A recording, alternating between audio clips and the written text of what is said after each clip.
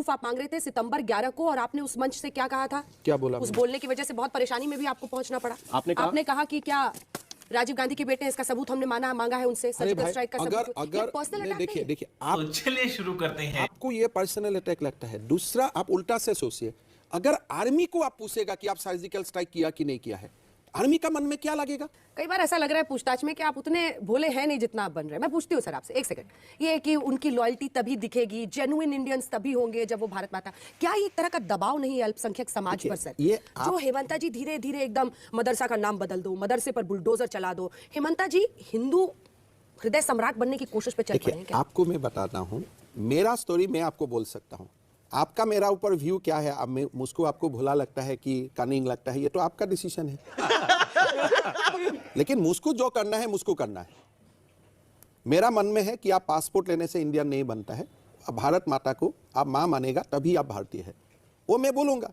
उसमें अगर आपको दबाव दिखता है वो दबाव है, लेकिन आपको उसमें सच्चा सलाह दिखता है और एक कमोडिटी का भावों से मैं किसी को कुछ सिखाने का कोशिश कर रहा हूं, वो भी कोई लोग देखेगा। वो तो अपना अपना नजरिया आपका ऊपर डिपेंड करता है। लेकिन आप ये क्यों कह देते हैं कि भाई मुझे आपके वोट नहीं चाहिए मुस्लिम समाज को? ये तो आपने बोला है। अभी मजा आएगा ना भिड़ो। मुस्लिम समाज को नहीं बोला, मैंने बोला इमिग्रेंट जो मुस्लिम है, थोड़ा डिफरेंस है आसाम में। लेकिन अगर आप वोट ही नहीं देगा तो मैं जाके आपको क्यों बोलूँ आपका वोट मुझको सही है? तो ये भी क्यों बोले कि आप वोट मत दीजिए? तो दीजिए बोलना पड़ेगा, कुछ तो बोलना ही पड़ेगा। या तो दीजिए बोलना पड़ेगा या तो नहीं दीजिए बोलना पड़ेगा।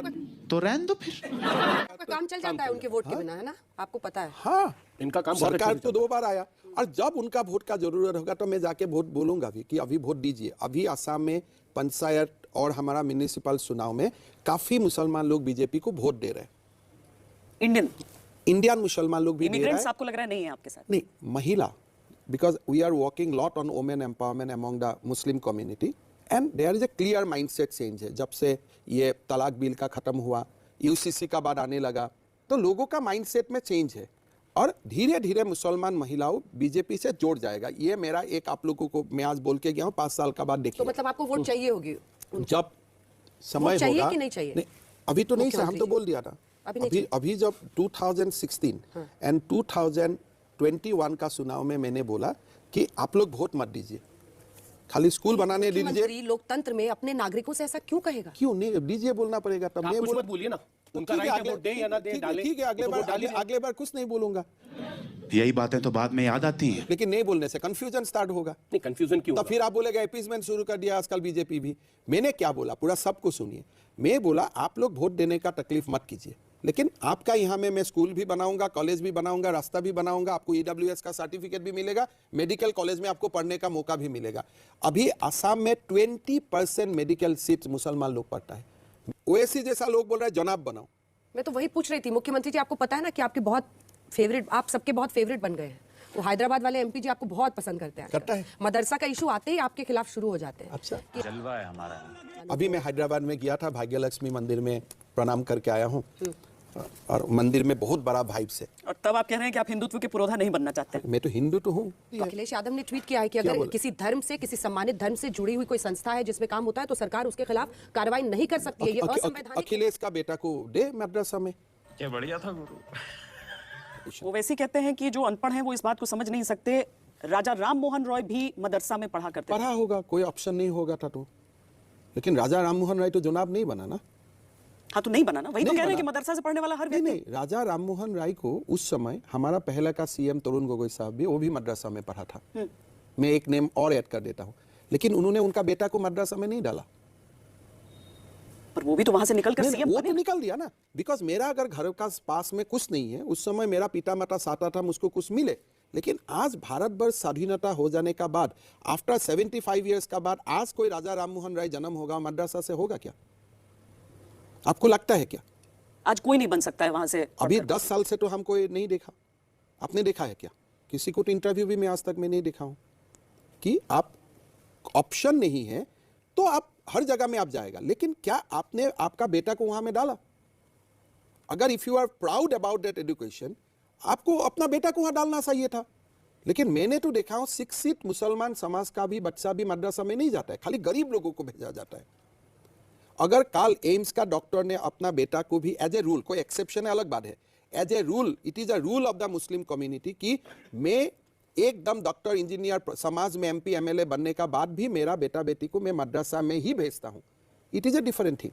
बट मेरा प्रॉब्लम है गरीब बच्चा को मत भेजो. यही बातें तो बाद में याद आती हैं. अलकायदा का अगर कोई है, जो खबर बोगाई गांव वाले में था कि उसका लिंक्स था एक असिस्टेंट टीचर का, तो आप टीचर के खिलाफ कार्रवाई करेंगे ना सर, कि मदरसा ही गिरा देंगे? नहीं, आपको एक बात मैं बताऊं, मंदिर हो, मस्जिद हो, मदरसा हो, these are link to religion. अगर उसमें कोई बुरा काम होता है और देश विरोधी काम होता है, वो समाज भी स्वीकृति नहीं देता है.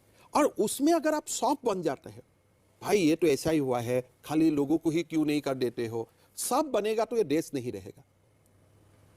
आपको देश को बसाना है तो टफ स्टैंड लेना पड़ेगा. अगर आपको लगता है भाई ये तो क्यों मदरसा गिराया, ये घर को क्यों गिराना था, ये तो आपको खाली यहाँ में ही ले जाना चाहिए था, ये सॉफ्ट एटीट्यूड का कारण ही आपने आज को अफगानिस्तान देखना पड़ा. कंप्लीट ट्रांसफॉर्मेशन हो गया ना हेमंत बिस्वा शर्मा का, एक कांग्रेसी से अब एकदम तटस्थ सख्त नेता. अगर नहीं सुन रहे मस्जिद पे ये करा कभी दो, मस्जिद में कभी बुलडोजर मत चलाओ. देखो, बुलडोजर वाला डीएनए कहाँ से आ गया? नहीं, मस्जिद को कभी, मस्जिद मंदिर को एक साइड में छोड़ दो, वो हम लोग का डिस्कशन का टॉपिक नहीं है. मदरसा. लेकिन जो मदरसा हो या कोई नॉर्मल हाउस हो, अगर वो अलकायदा का घाटी बन जाता है और देश विरोधी घाटी बन जाता है, तो आपको कानून का कायदा में रहते हुए you have to take toughest possible action. फिर आप देखो, ये पार्टी में ज्वाइन किया है, किस लिए? उनका ऊपर ईडी का केस है. अरे भाई, तुम्हारा वहां में था तब भी तो उनका ऊपर ईडी में केस था, तुमने क्यों उसको एक्सपेल नहीं किया? बोले बीजेपी में गया, वॉशिंग मशीन हो गया. अरे भाई, तुम्हारा पार्टी में जब था, तुम उनको पार्लियामेंट्री बोर्ड का मेंबर बनाया था, CW से मेंबर बनाया था, उस समय तुम वॉशिंग मशीन नहीं था क्या? अच्छा बात नहीं है. हेमंत जी, एक चीज बताइए, आप क्या अब कांग्रेस के अंदर सिर्फ गांधी परिवार को रहने देना चाहते हैं, बाकी सब इधर ले आएंगे? कांग्रेस के तमाम नेता छोड़ के चले जाएं, सब आप ही करते हैं. 2015 I think I have given an interview in India Today कि कांग्रेस में गांधी ही रह जाएगा. 2015 if I remember, I give a interview to India Today कि कांग्रेस में खाली गांधी ही रह जाएगा. आप लग गए उस मिशन में, मिशन इम्पॉसिबल को पॉसिबल मिशन, वो मिशन नहीं है, this is a natural course. Mamata Banerjee से आप मिल लेते हैं, उनके स्वर क्यों बदल जाते हैं? दार्जिलिंग पे मिलते हैं, वर्तमान में जो उपराष्ट्रपति हैं वो होते हैं, ऐसे सुर बदले हैं कि अब तो वो संघ की तारीफ करने लगी हैं. आसाम, ऐसा क्या है? Assam and Bengal are neighbouring state, तो हम लोग को आपस में मिलते रहना, बातचीत करते रहना, ये बहुत जरूरी होता है. वैसे आप सभी तो जानते ही हैं, हेमंता दा अपने इसी बेबाक अंदाज के लिए जाने जाते हैं, जिस अंदाज में आज उन्होंने इंटरव्यू में अपनी बात रखी. खैर, इस इंटरव्यू को देखने के बाद आप सभी का जो भी राय हो, हमेशा की तरह हमें कमेंट सेक्शन में जरूर